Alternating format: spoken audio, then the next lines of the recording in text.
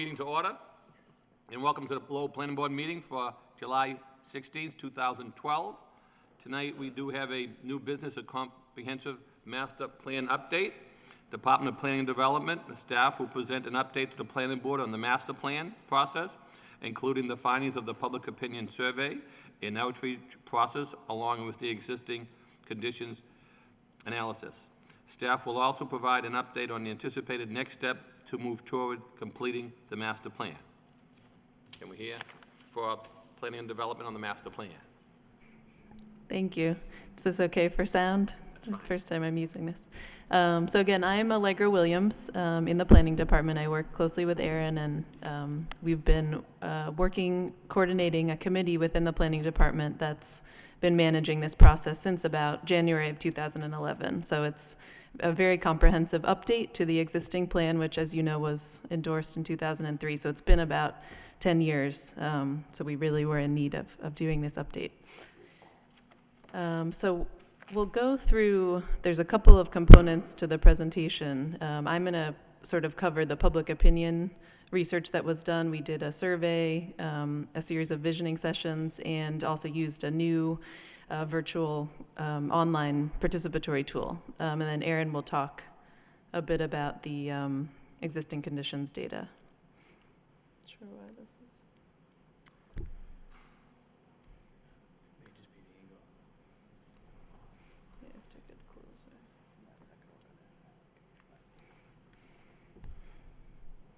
When I was right up there, it was okay, but.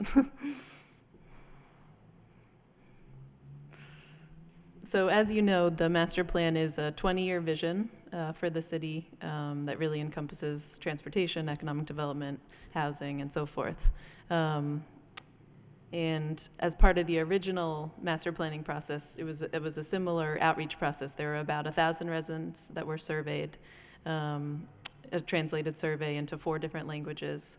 There were interviews with community leaders. There were focus groups. So it's similar to the process that we've conducted this past year. Hopefully we can get this working for you.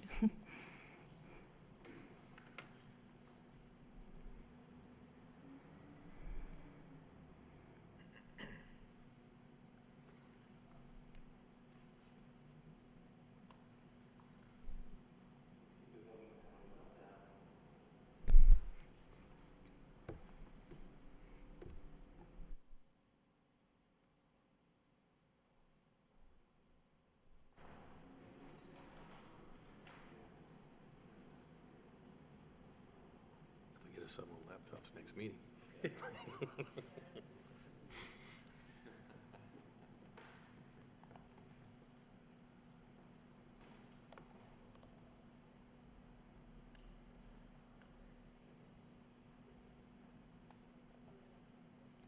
Things get better at Suffolk, giving out the expensive pens now. I went through a couple of years of giving out cheap plastic. I just noticed that. It's a cross pen.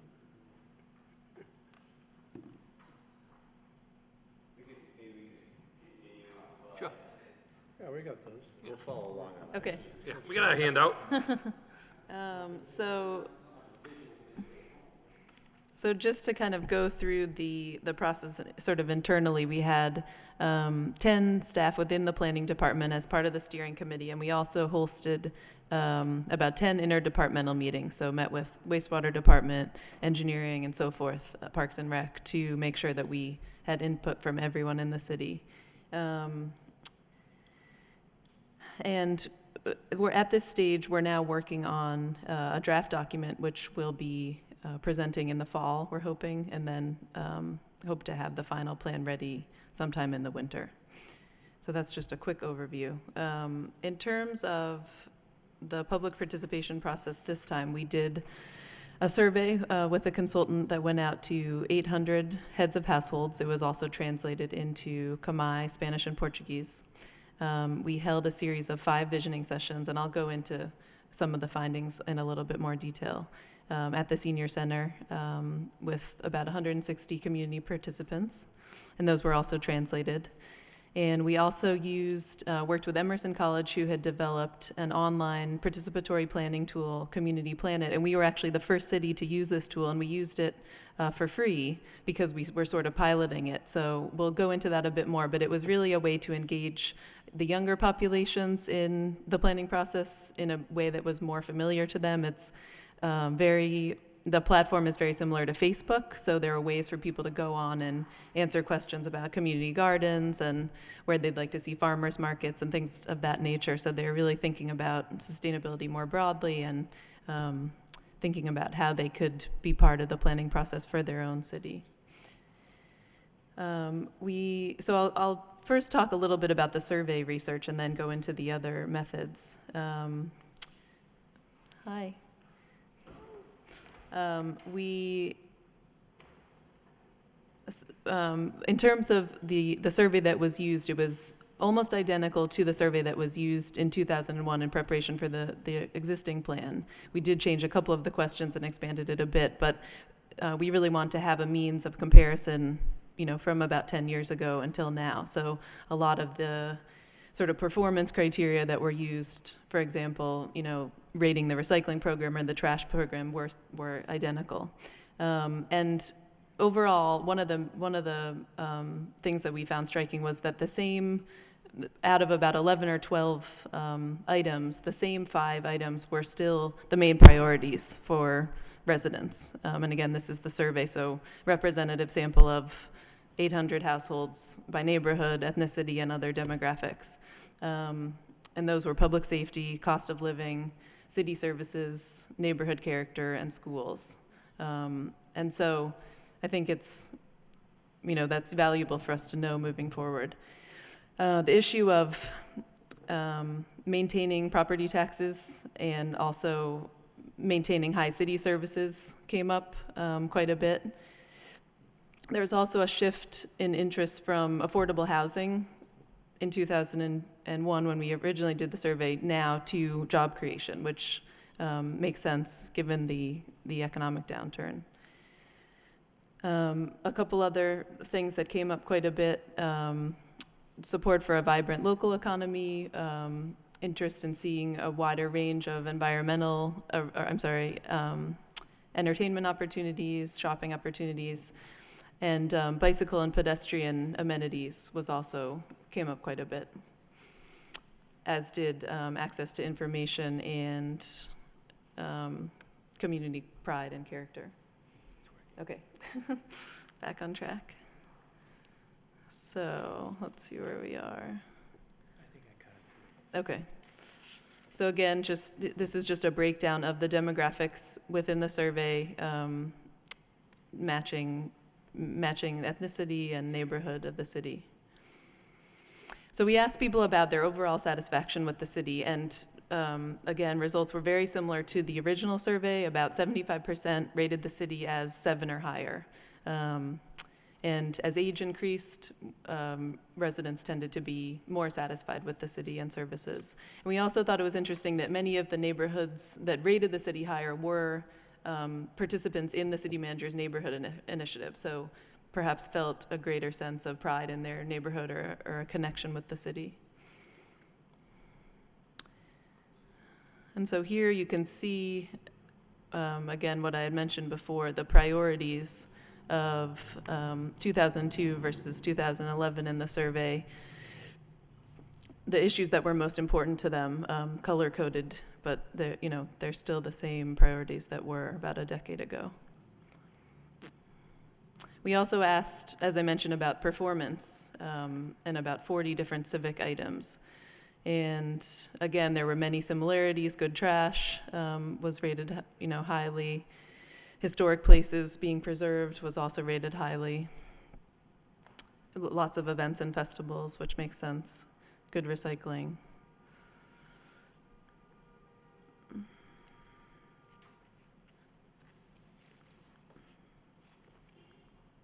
And then these items were items that were ranked highly by just a third of participants. So some of the items that weren't ranked as highly.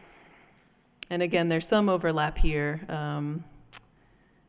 although there are some that are a bit have varied in the past 10 years as well. And all of this information, I should mention, is available online in this report, so you can see in much greater detail some of this data.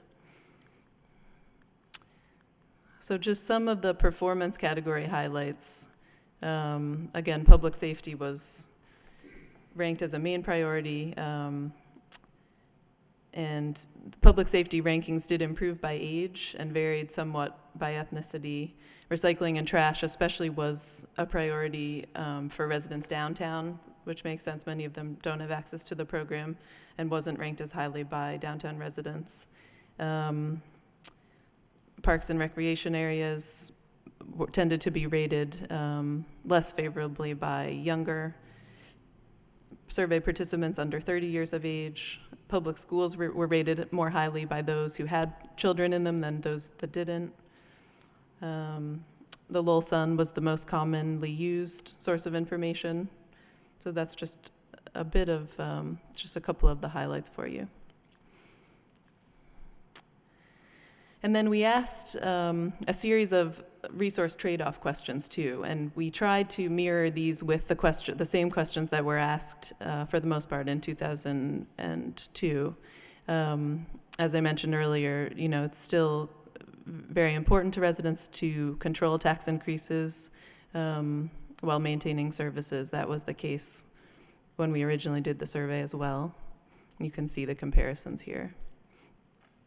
In terms of transportation and mobility, making it easier for cars to move through the city versus providing opportunities for bicycles and sort of shared roads,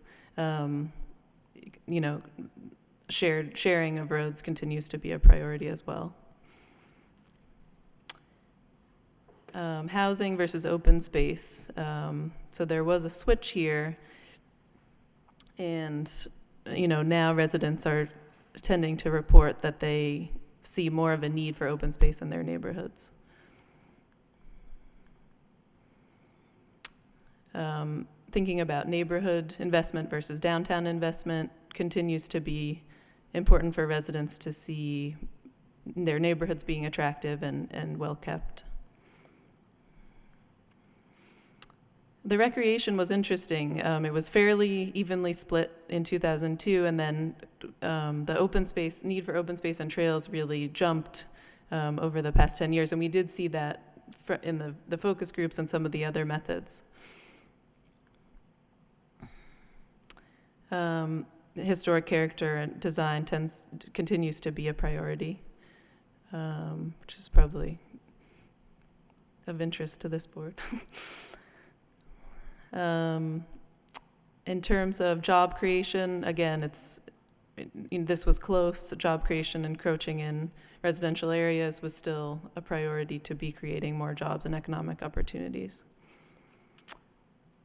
And then we asked a couple of resource questions that were new. One was sort of local business support as opposed to attracting larger national companies. And there was overwhelming support for local and family-owned businesses in this case. And then we also asked a question about environmental considerations, thinking about sort of long-term investments that might result in some, added cost in the shorter term versus not really prioritizing environmental issues. And overwhelmingly, people did want to make priorities around sustainability. So I'll just quickly go through the visioning sessions. Again, we had 5 visioning sessions and over 160 people participating in them. Quite a range of people from nonprofits, the private sector, UMass Lowell and Middlesex, students, faculty. So it was great to have a range of people.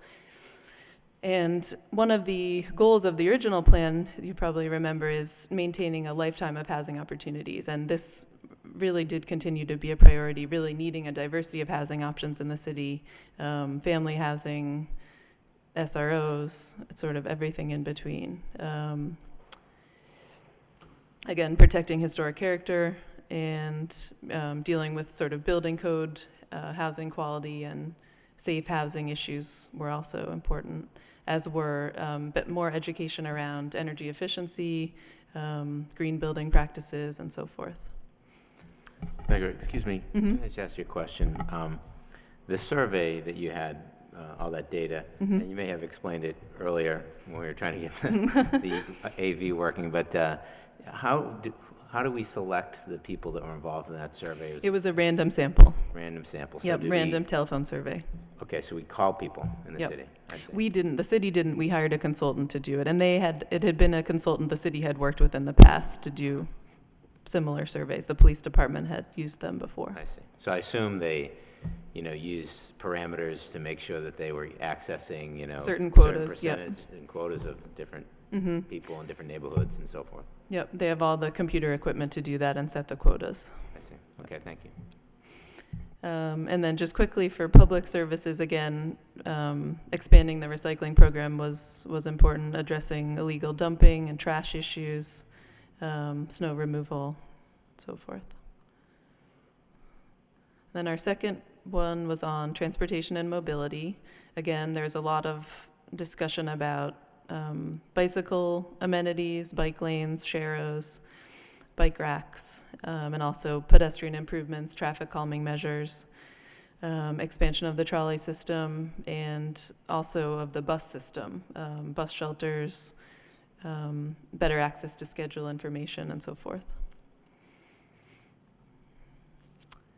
And then we also had one on open space and natural resources. There was a lot of discussion of trees. Trees actually came up probably in every meeting, which is surprising. Even in the economic development meeting, people said, there'd be more investment if there were more trees. So it was interesting to hear that, but not surprising. Also related to a lot of the stormwater concerns, and quite a bit of interest in seeing broader recreational programming, more diverse programming for different ages and backgrounds, and better maintenance of some of those spaces, and also some better education and promotion around what resources are available.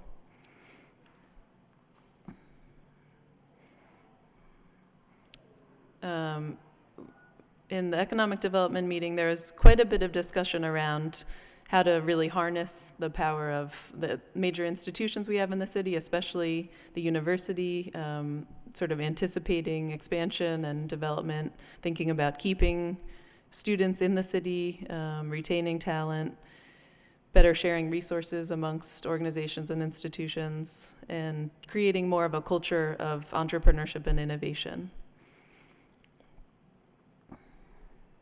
And then finally, we had a session on community character, engagement, and identity.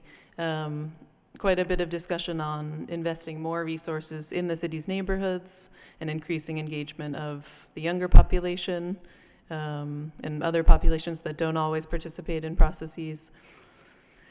And then continuing to establish communication and trust between the city and the neighborhoods. And so then I'll just go in a little, you can see these mapping displays. This was one example of, in the Community Planet tool that we used, a way that someone could see a map, where would you like to see a community garden, post on the map using Google Maps within the platform, and then write why they would like to see that, and also comment back and forth. So as a user, you basically just sign up with your email, it's free, and then you have access to all the different other users that were participating. So we had over 175 people participating in the city. They could do this from their own home. We also worked with 6 local youth organizations who had their computer labs open, so if people, if youth didn't have internet or a computer at home, they'd be able to participate that way. The Boys and Girls Club, Revolving Museum, UTEC, and a number of others participated in this way. And LTC also opened their computer labs during the 10-day period that we had this available. So it was really interesting to see kind of the different ways that people were using the tool and interacting with each other almost as if it were a blog, and really the range of ages of people. So we were really pleased with to be able to work with Emerson and use this. And I think it engaged people who wouldn't necessarily feel comfortable coming to a public meeting with people who are much older than them, if they're not used to the process, but also to be able to think about the city kind of in a different way. and think about planning and zoning not as something kind of boring that only certain people can be involved with, but as something that really everyone should be involved with. So we thought it was very valuable. And we did a survey with Emerson after and found that over 90% of the people who had participated said they'd like to use this again. They thought that they probably wouldn't have participated otherwise. So we're considering using it for some other planning efforts. And then just some quick data. There were a couple of different types of questions. There was a mapping type question, and then there were sort of real-time data questions. So it was a multiple choice, and then you would see, once you clicked your response, you'd see this pie chart of how everyone else had responded and who had clicked on what the different options were, and you could kind of communicate with them. And you could like different people's, follow different people, like on Twitter. So we had about 50% said they would utilize a bike share program. About 30% would use the bus system if hours were extended. And just a couple of those sorts of tidbits. Community gardens, again, were a big priority, and as were bike lanes and other amenities. So I think I'll, at this point, turn it over to Erin to go through the existing conditions and then maybe do questions at the end. So I think this audience, the planning board, kind of understands more than other audiences we work with of what the build-up to a master plan development is. So obviously there's the public opinion report where we try to go out and reach directly to the residents and business owners in the city to get their perceptions and thoughts for an update, or whether it's an update or a brand new master plan. The existing conditions report is more of a snapshot, really with demographic trends, economic development trends, inventory of public infrastructure. So I'm probably going to go through this a little bit more quickly because I think the public opinion report it gives a lot more interesting information to us and to the board to consider. And then when we're done with this, we can certainly answer any questions you have on both sides. And so what we're going to rip through here, there's about 120 pages, if not more, on the existing conditions available to anybody. It's on the webpage. But what we wanted to do is pull out the highlights from what we found. And so some of those, I think, some of them not surprising. The city of Lowell is becoming a much more diverse city. From 1990 to 2010, we've doubled the proportion of the minority population in the city. So it truly continues to be a gateway city in the state of Massachusetts.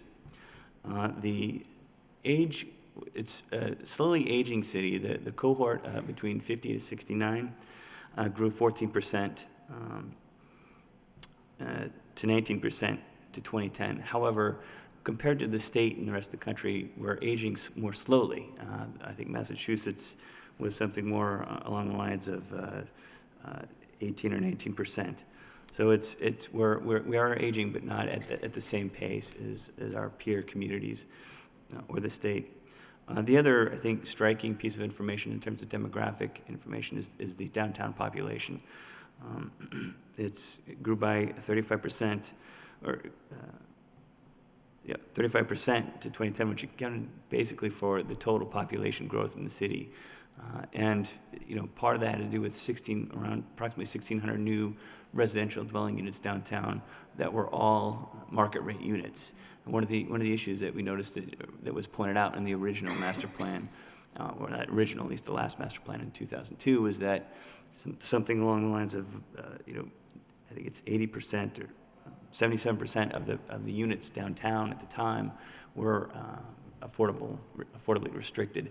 Now, just over 50% of the units downtown are affordably restricted. So it's a much more balanced unit type and population, which is good. And all of that new development, all the new population downtown, none of it displaced any of the affordable housing. So that's, I think, also important consideration based on the information received in the public opinion report. A lot of people are saying affordability is still important to us. So we were able to increase the number of housing units downtown without displacing it, which is big. Of course, land use is something near and dear to this board's heart. We were able to use Mass GIS data to compare land use, and what they use with peer communities and surrounding communities, what the state uses is orthophotos. So what you're seeing there is a map showing the different use types in the city. It's not perfect because they're basing the land use based on an aerial photo. However, it was helpful for us because we could compare land uses among our peer communities, such as Lawrence and Worcester, and as well as the surrounding towns. And some of the things we found is that Lowell's got a greater proportion of its land use developed for housing than its peer communities. 48% Lowell as compared to 41% on average for the other peers. The zoning code, there's a lot more information on that, but that was some of the bigger ones, was that the housing, the amount of housing was much higher as compared to gateway communities. As the board knows, the zoning code was revamped in 2004.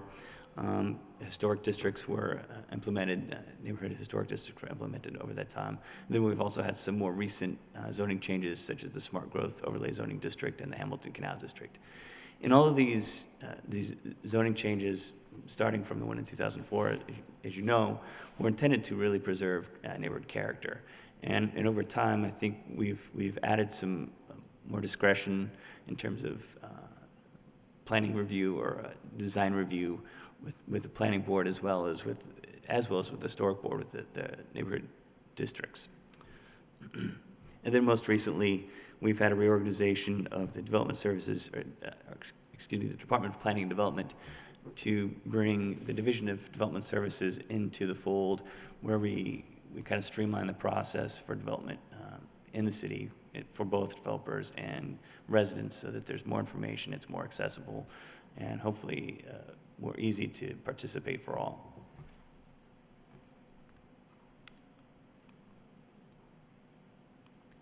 So,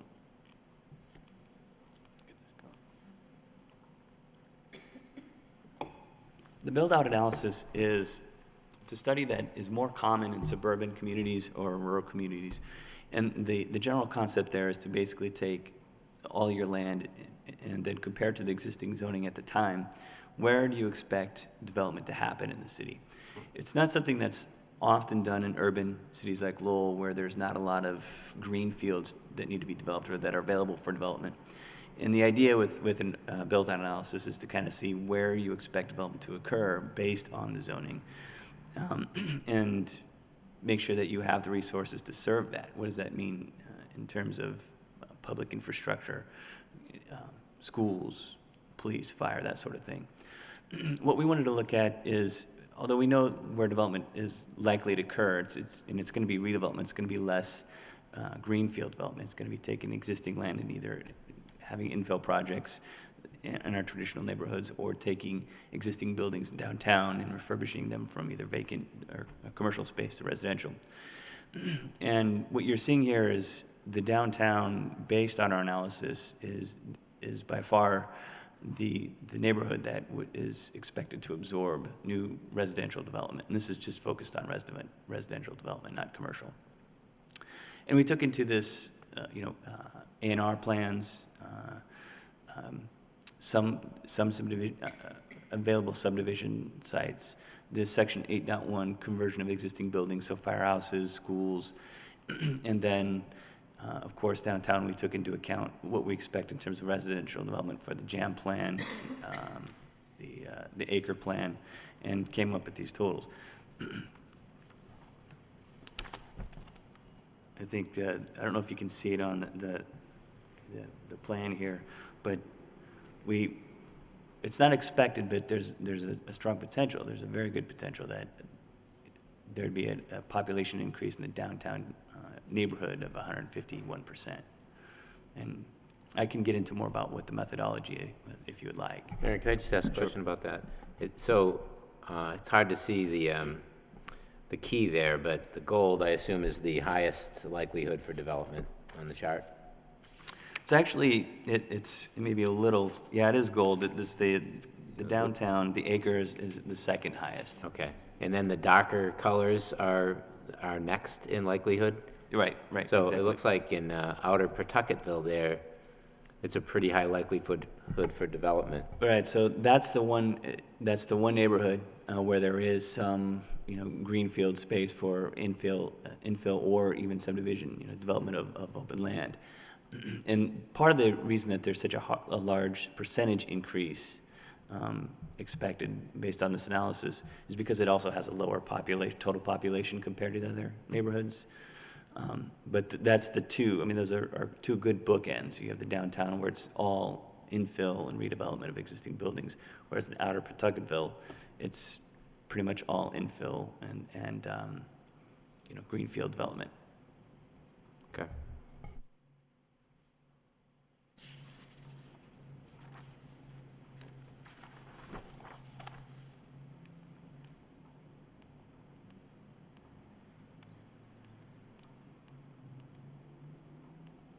There we go. I think that's all.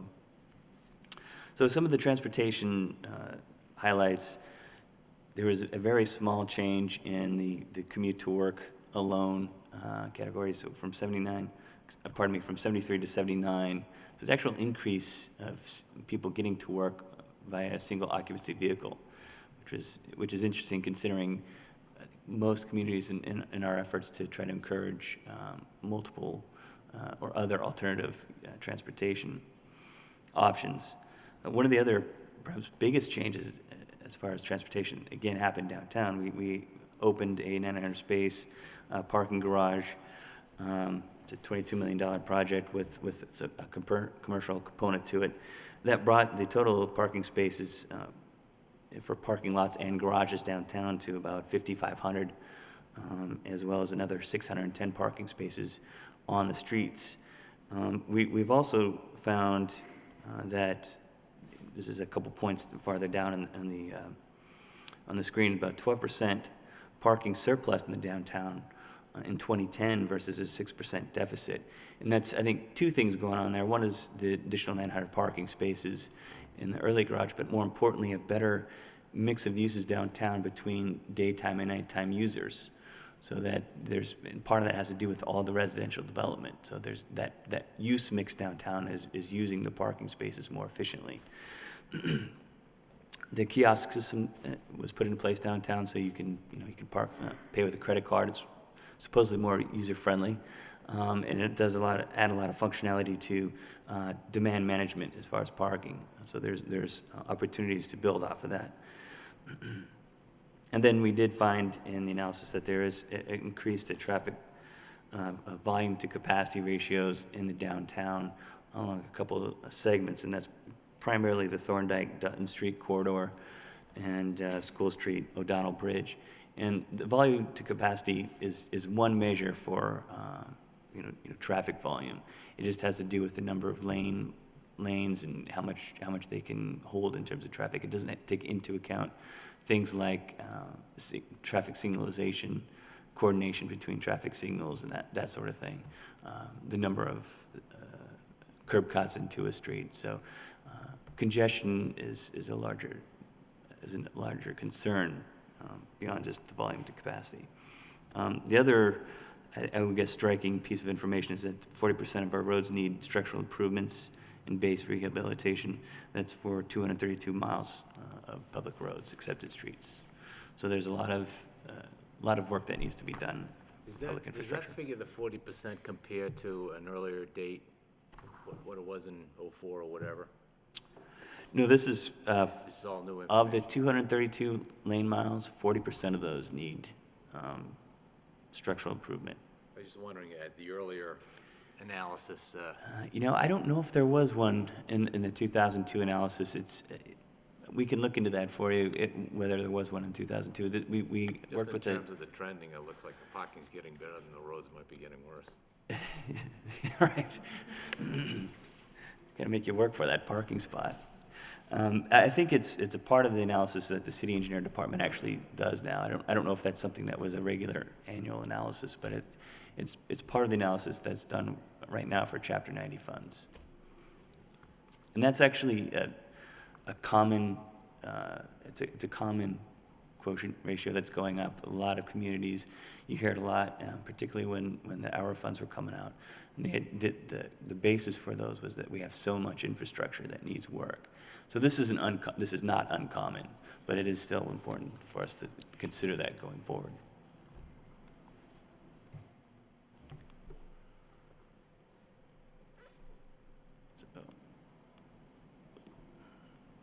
pass economic development. So not surprisingly, we had an economic downturn. We had almost 11% unemployment in 2010 versus 3.1 in 2000. So this perhaps is one of the more important pieces of information in our snapshot. It's a very different environment as we put together the master plan.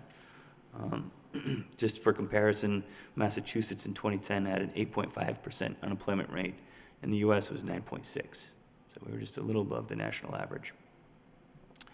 Interestingly, employment in Lowell remains at pre-recession levels.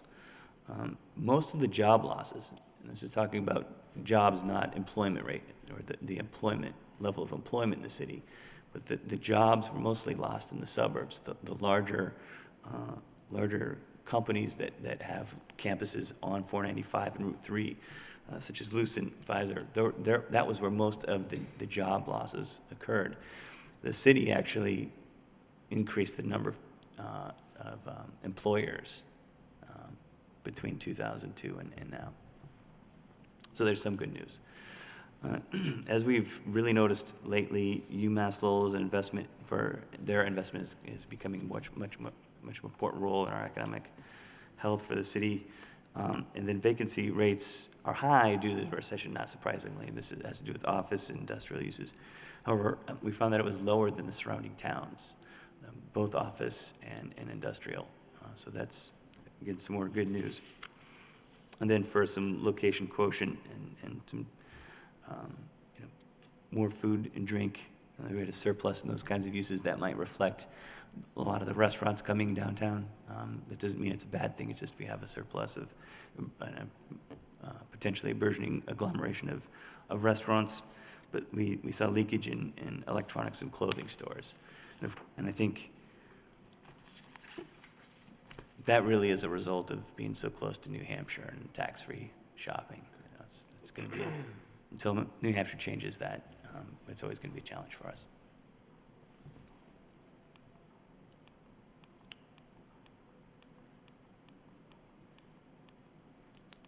And then for the arts, history, and culture, I think a lot of very impressive stats here.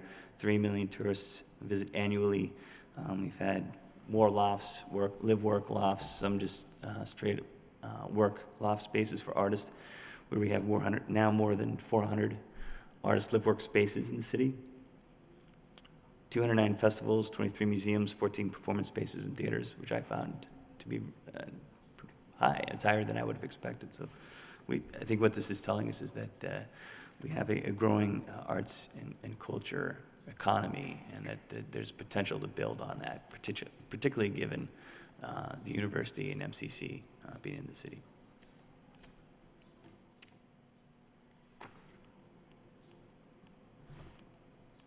Oops.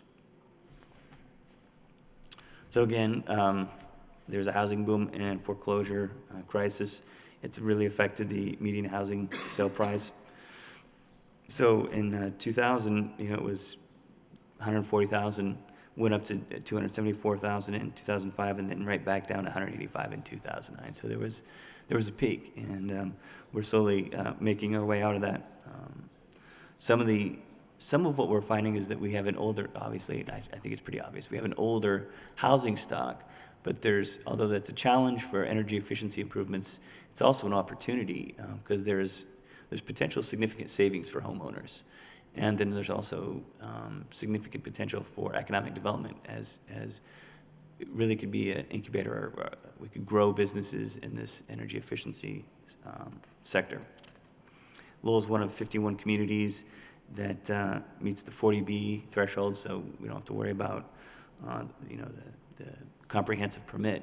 But I think more importantly, approximately 13% of our housing stock is affordable. So again, right now we're meeting, I think, to a limited degree, the need for affordable housing throughout the city. But what we did find, again, from the public opinion report, is that the diversity of the type of affordable housing is a key element to that. Again, as I mentioned earlier, there's a dramatic increase in market rate housing downtown. I think it was close to the 78% it was affordable in 2000. whereas 52 in 2011. Now, Aaron, correct me if I'm wrong, but, and again, I think we've even increased perhaps our affordable housing, but I think as a percentage of total housing, wasn't it somewhere around 17% in the city of Lowell, not all that long ago? The percentage of affordable housing, Housing? 13% is where we're at for affordable But I housing. thought we were at 17, probably before we started the, In 2002? yeah. That's Just possible. curious, yeah. That's possible. I don't know Yeah, how okay, that's just changed. curious. That'd be a big decrease, but we have significantly, again, particularly in the downtown, really increased the number of market rate housing. in the Right, so city. I think total units too are probably up, but again, as a percentage of total housing, I think there's been and I may be wrong, but it'd be interesting to see what the shift has been on that, as a percentage of total housing. You're right. Yeah. Yeah, we can, that one I'm sure we can find for you, yeah. And then perhaps a more recent trend is the student population. UMass Lowell student population has increased by 20%. Approximately 2/3 are living in the city. And so one of the, as the board I think is fully aware, one of the objectives of the master plan in '03 was to provide student housing in student housing buildings rather than the students living in the neighborhoods in 2-3 unit buildings.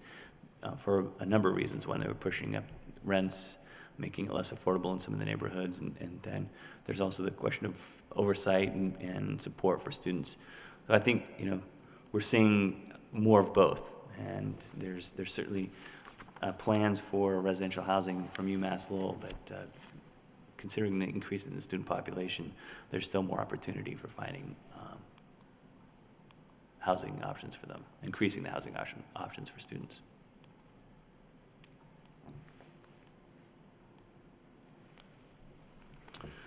So recreation open space, there's 13 acres, a little over 13 acres developed since 2001 in open space. 10 new public parks established since 2001. There's been a lot of improvements, Clemente, McPherson, Shed, some examples of that. And as Allegra noted in the public opinion report, a lot of people are looking for more different kinds of programming, skateboard parks, spray parks rather than pools. And we're already kind of moving that way with the improvements that are made to all these parks. I think we take into consideration that there's a broader need in the types of open spaces. So that's a trend that I think we're already trying to implement in our open space planning and improving. Again, shifts to skate parks, volleyball courts. 6,000 linear feet canalway has been restored and or constructed since 2001. Concord River Greenway is underway. We've got 2 phases out of, I think, 3 phases are done. Of course, the 3rd phase is the most difficult, but 2 out of 3 ain't bad. And then this year, we looked at greenhouse gas.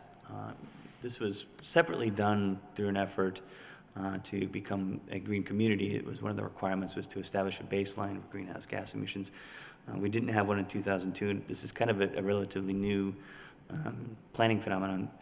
Around 2004 or 5, a lot of communities began trying to track greenhouse gas emissions. And there's 2 things going on here, I think. One of them has to do with carbon emissions, methane. The 3 main greenhouse gases are carbon, methane, and I think it's nitrous dioxide. But there's also air pollutants, nitrous oxide, sulfur oxide, carbon monoxide, volatile organic compounds. And although the measurement is really guided at trying to determine what is the city as a whole aggregately emitting in terms of greenhouse gas emissions, it also talks about air pollution, smog, VOCs, PM212s are all kind of associated with smog. So reducing that is, one, reduces our impacts on global warming or climate change, but also improves air quality for the city. Approximately 1 million tons of carbon dioxide equivalent, and that's just a measure that combines the 3 different kinds of compounds. In 2008, residential buildings are the greatest contributor. Transportation is a close second, with the city contributing 3%. Aaron, how do you measure the emissions? So there's a handful of different ways of doing it. The easiest way is we get energy data from National Grid for electricity use.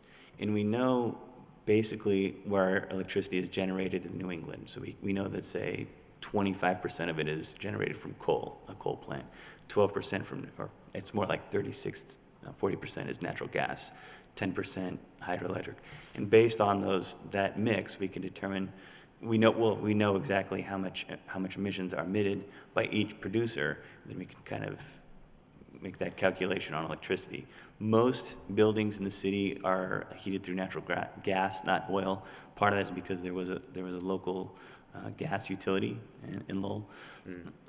So it was a lot easier. So based on, we could also figure through National Grid the emissions based on natural gas use in the city. The remainder we were able to find through the assessor's office of oil for heating in buildings. The other two biggest contributors, again, transportation. We took vehicle mile traveled estimates from NEMCOG, and again, you take an average of what are the miles per gallon for the city. And again, that's taken, I think it wasn't from NEMCOG, it was from, I think, the state transportation data source. And knowing the approximate miles per gallon and the total VMT, we could figure out how many gallons of gas are emitted a year in the city. And then you can attribute to that based on a quotient, a value. What are the emissions based on that? And then the last one has to do with waste, solid waste. What do we ship out in solid waste to incinerators? And that, I think the solid waste is not surprisingly the smallest, it's something like 10%. So. This next one I think is an important slide just because of the recent changes we've experienced. Approximately 45,000 tons of trash were generated in Lowell between 2000 and 2006 through efforts, education, outreach, reduced that by about 5,000 tons. And then 2009, based primarily on the results of the bin system that was implemented, we're down to 30,000 tons in the city. So that was a big increase, or I should say decrease. Pardon me. And then, again, the board's probably aware that there's been significant effort to improve the water quality of our surface water in the city, in part due to an EPA mandate. There's been over $90 million spent to improve the CSO, the combined sewer overflow issues. Part of it is to replace the combined sewer lines, also improve processes in the wastewater utility facility. And I think one of the outcomes is that, the Merrimack is now a safe swimming river. It's a Class B river, so it's a safe place to get into. There's a lot of work I think we're done with phase 1. We're up to phase 2 now on the CSO issue. Oops. And that's it. Before we get into next steps, maybe if there's any questions, we can answer them for you. I have a question. On either public opinion report. I know the national park, my involvement with the Lowell Heritage Partnership, the past year we had a number of meetings regarding transportation initiatives that they're spearheading. They call it a connectivity around the city, between the waterways and the university and the various venues that are occurring. With the university expanding at such a rapid rate, are they being brought into this process? I didn't see it mentioned that they were at all, but I know they have some pretty extensive ideas. Yeah, so one of the things that was discussed really early on is there's an internal working group. We met with, I think, 10 different city departments, but also worked with a lot of the larger stakeholders in the city, National Park. Met with them already once, UMass Lowell, to talk about some of these issues, because they certainly are interrelated. A lot of all the canalway improvements that were discussed in the existing conditions, a lot of that was, if not all of it, was through partnership with the National Park.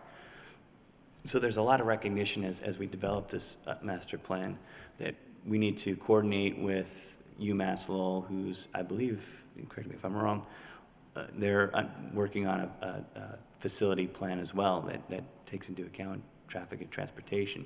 So we're looking to make sure that what we're putting together as a response to these existing conditions and the public opinion report, something that's integrated with the larger entities in the city, so that it's comprehensive and cohesive.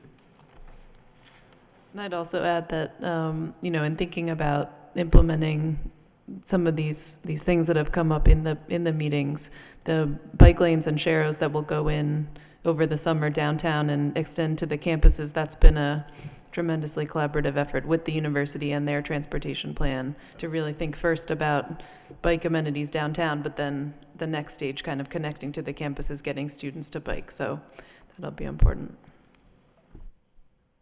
So on that, the university will have access for like where the bikes are gonna go with the, like bike stands outside and all that stuff, I imagine. I'm sure that they might have to do like bike stands where they can lock the bikes up and they go to class. So instead of just riding the bike to one area, where are they gonna put it when they get there? Yeah, what we're finding is there's a lot of different types of facilities that people are looking for if they're gonna move to a bicycle as their primary mode of transportation. There's the parking lockup that you have right in front of the store, or class, where it's the bike loop, or there's long-term parking. There's now long-term parking typologies for bicycles, where it's basically a locker. So it's safer, it's protected from the environment. It starts raining. It's not fun to ride on a bike when it's raining, but there's different types of facilities to support bicycling. This is a lot of the stuff we heard in the public opinion report.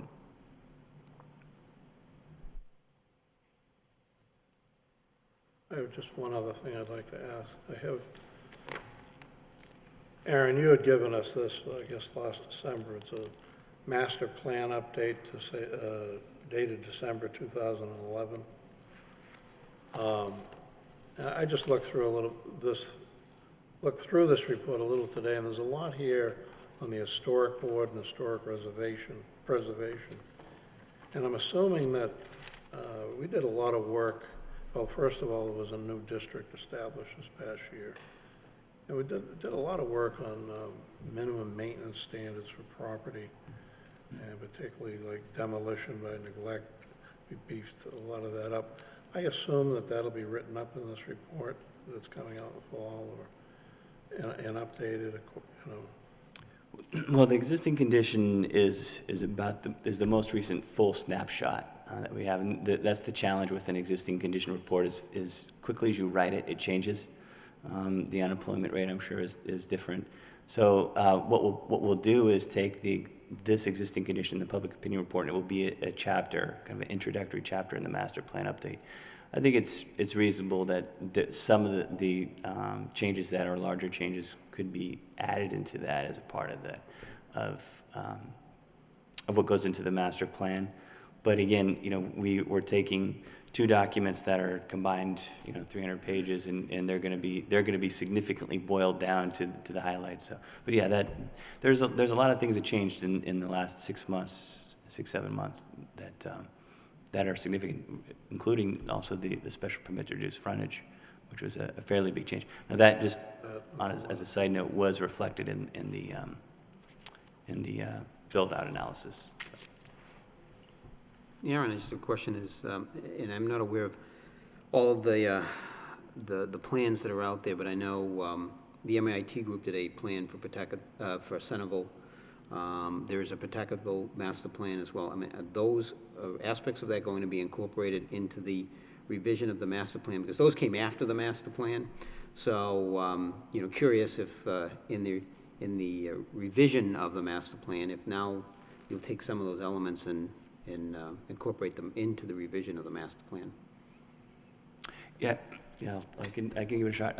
Yes, I think there's two things that happen there because of I think naturally in the public opinion report and the outreach, and particularly the visioning processes, you tend to get the people who are engaged or most engaged and who have been engaged in the past. And I think I noticed most of, if not all, the neighborhood groups, or at least the neighborhood group leaders, had participated in at least one, maybe two of the visioning sessions. So what happens is certainly the plans that were developed, the neighborhood plans that were developed after the master plan are an updated version and more specific for the neighborhood. I think those ideas and concepts that are still important carried through, in what we heard back in the visioning sessions. But as a setting a basis, this is a master plan update. We're not looking to necessarily rewrite it and start over again. It's a significant update because it's been so long. It's been nearly 10 years. But we're not looking to change wholesale the vision of what the city is. We're just trying to make sure it fits more accurately with what people's vision are now and based on the changed environment that we're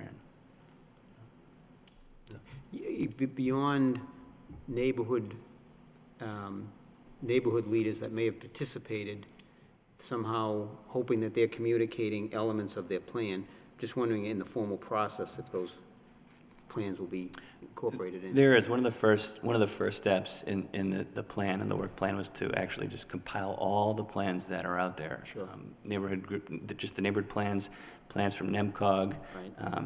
Neighboring towns. It was just kind of going through and making sure that we have everything. We know kind of everybody's perspective, whether it's within the city of Lowell, if it's regional or not. So yeah, those are compiled, particularly the neighborhood plans, because they do drill down to a level that a master plan doesn't typically, and can provide at least some good underpinning as you're looking at how to work with neighborhoods. Okay. I just don't want to see those get lost in the process, so. Yeah. I wouldn't expect that. And as, at some point, those neighborhood plans will have to be revised as well, so. Yes. Never-ending process. We'll be doing this again. It really is. I mean, I think that one of the objectives or recommendations in the master plan was that the plan be updated every 5 years. And, we're a couple years late. 5 years is ambitious, I think, but it's not an inappropriate timeframe to look at these, because you can see how much has changed in 5 years. Aaron, I'm wondering, how many, is it common for communities around the state to do a master plan like this? Is this something that's commonplace, or is this unique? It's actually not very common. This is one of those things that I shouldn't say complain about. I harp on a little bit, and I'm happy to work in a city, but also to be a part of a city that does do this regularly. There's no requirement at the state level that a community develop a master plan. They're almost required to develop a zoning code, but they're not required to develop a master plan, which is kind of it is backwards. I mean, I don't think there's another state that doesn't require a master plan. There probably is, but there are few. So this is uncommon, and when master plans are developed, it's usually 30 years later. And so it's very good. I think it's a very good sign that there's interest at the policy level, in leadership, and within the community to spend this kind of time to keep a master plan relevant, because it really does provide the focus, it provides the vision to how we want our development guidelines, our policies, how do we want to spend local, state aid, federal funds, transportation, what is our city going to be 10, 20 years from now? So it's not that common. Larger cities will do them, but I'd say it's pretty atypical. Yeah, I think it's great. I read the entire update and plan, and there's really a lot of good information on there. And I think that,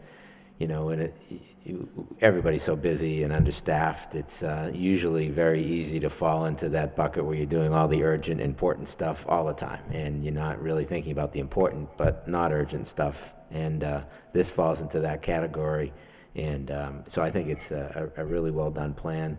Obviously, the next step is to actually act on it. But I think it's really it's a credit to the city and the planning department that we've put so much effort into this to really think about what we want our city to be, what's our vision of the city, and we take it step by step and try to get there. But at least we know where we're heading. So it's a really great job, and I think it's good that we have that in place. It's no different than a good business plan that a good business would develop on an annual basis. I think you're absolutely right. It's a great analogy. The detail of it, it's really necessary, and it is a good job. Yeah. And I think overall, I think the existing conditions that you've presented somewhat encouraging, in light of what we've been really, a lot of facing good for things the there, Joe. past 6 or 8 years with the economy. I mean, we've got some obvious issues still with congestion, perhaps road maintenance and things of that nature, but I think overall, it's pretty encouraging.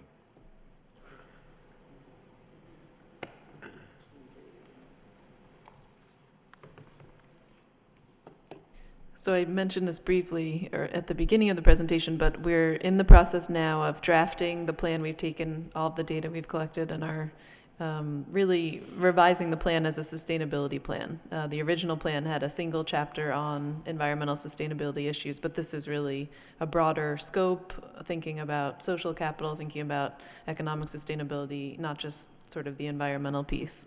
And so we are hoping to have that come back to you to do a presentation of that in the fall, and then as well with the city council, and then we'll go have a public comment period for the community to give additional feedback, and then we'll come back with a draft, with a final plan, and then begin implementation, which is always ongoing.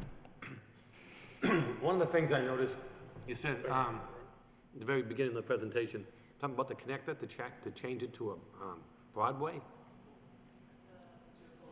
Boulevard, okay, I'm sorry. I quite quick on the screen, but how would that work?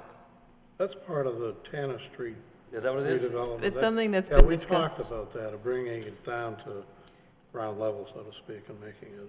There aren't any formal plans in place yet for that, but it's something that's been discussed as part of the, as you mentioned, the Tanner Street initiative. Very interesting. The visioning sessions too, should point out, they really start out as kind of a brainstorming activity, people sitting around a table around a specific theme. And so you do get big ideas. It's the ideas that you don't really want to inhibit, creativity. You look back at it and say, okay, there are certainly challenges, some ideas, but it was interesting that came out, and it came out, a lot of people really kind of dug into the idea. They thought it's interesting. And you point out there are challenges, lowering it, and making sure there's connectivity to Tanner Street and other neighborhoods. But more than one person really brought that up, and a lot of ideas were flying around that. I noticed the other thing was, I think the two biggest employees in the city were Lowell General and UMass Lowell, which obviously Lowell General will be bigger now that they're picking up Saints.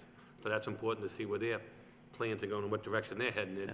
And also with UMass Lowell, as we know, we see all the development going along, and also even with Middlesex Community College to see what development they're having.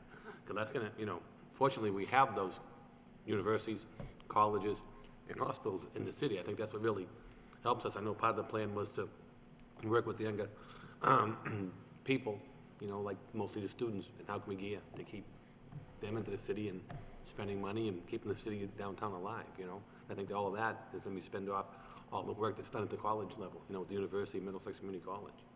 So keeping them on board is important too as well, because they're going to have an effect on our major downtown area for sure. We're seeing the positive things now that Lowell is doing. There's another study that was done in 2010 by the university that might be of interest, called the Downtown Initiative, and it looks at the impact that the purchase of the Inn and Conference Center had on the downtown, having students living downtown, spending money, how much are they spending, and so forth. So I know at first some of the students, they lived in Lowell, and next thing you know, they're living in the hotel. And I can get room service if I want to pay for it and get laundry cleaned up. The parents like, what? And they're like, yeah, we're not paying for that part. But how they expand on that in the conference center and how that's come along, Yeah, that was part of the debate. Mm-hmm. Was it good or bad, or? Yeah. All right. If there's any questions, that you think of on the way home, feel free to email us. Both reports are see as well as some of the others, I think. There's a lot of information in it. As we start building out the master plan, it's a good place to go and see what's going with that. Well, thank you for your presentation. Yeah, very nice. Nice meeting you. Very good job. Good Yeah. job. Thank you. Okay, we'll go back to the agenda now. I see we have nothing under old business, under other business. Anybody have any updates on anything from Notice in Budding Towns? We have nothing in the packet, anything from any of the neighborhoods? Mr. Chairman, just in the spirit of planning, tomorrow night, there is a meeting at Lowell General Hospital at the Clark Auditorium regarding the planning process for looking at the Rourke Bridge and the Wood Street corridor, so certainly would encourage everyone that's interested to come to that meeting. We had myself and Councilor Marty Laurie are on the advisory committee for the city of Lowell, plus there's a working committee as well.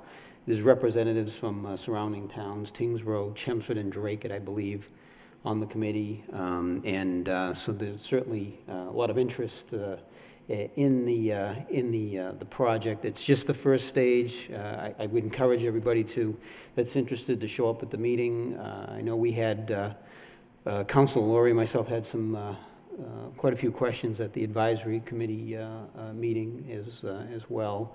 And I think it'll be fascinating just to see the existing conditions of the Rourke Bridge, and they filmed under the bridge to show you what actually happens when it makes the noises that you're seeing. It's actually they have a video, so it was actually interesting. It's interesting. So this is a horror show you're talking? So, and they'll lay out the timeline as to their project and future meetings that they will hold. And this is really to really lay out the process for everybody to participate. So certainly would encourage people to come up. It's at 6:30 tomorrow evening at Lowell General Hospital, the Clark Auditorium. So. Thank you. Anybody else on the updates, Fitch, or anything from the historic board? No? No, we haven't met. Okay. Not until You have anything else for us coming up? No? There isn't anything right now. There aren't any projects that I foresee coming through for August. August may be another slow meeting. However, there was I believe, I haven't gotten the documentation yet, but the city council voted to refer a zoning amendment, proposed zoning amendment to the planning board.